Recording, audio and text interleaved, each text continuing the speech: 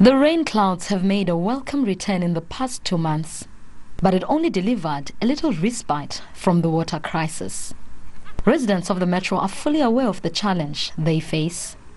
Save water, always on their minds. Access to clean water is a basic right, but not everyone can rely on it in the current situation. At school, there is a problem because we have to cut off e-classes,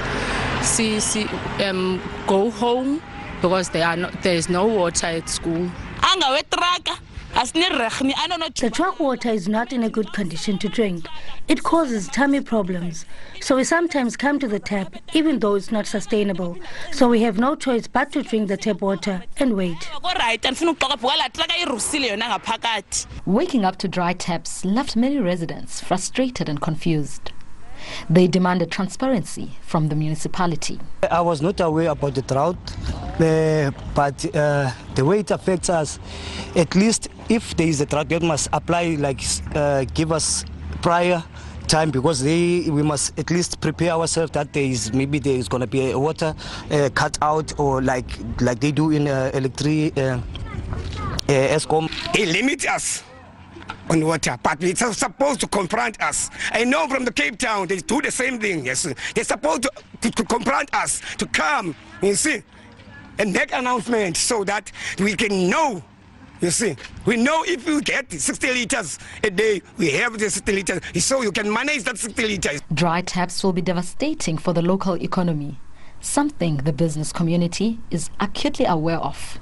But organized business is on the water-saving training. We've called upon our members to reduce their water consumption levels by 35%, and there's a number of companies who are deploying recycling and water conservation initiatives which will ensure that water supply is more efficiently utilized. In July this year, the combined level of the 5 dams supplying the metro dropped to its lowest level ever, dipping below 10%.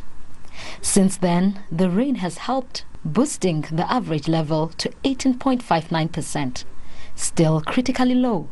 We have a budget of 363 million for borehole drilling, pump station upgrades, the implementation of pipelines, and other critical initiatives.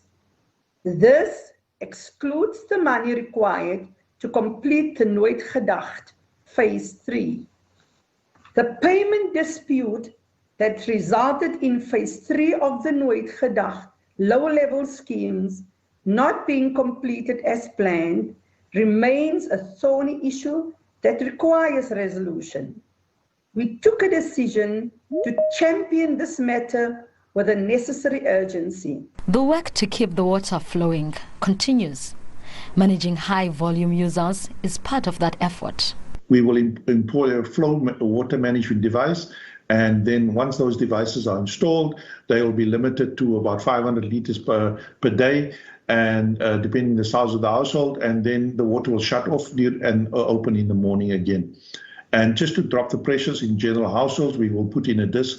Quite a number of these discs have already been installed, and this will be consistently. Aging infrastructure is worsening the crisis.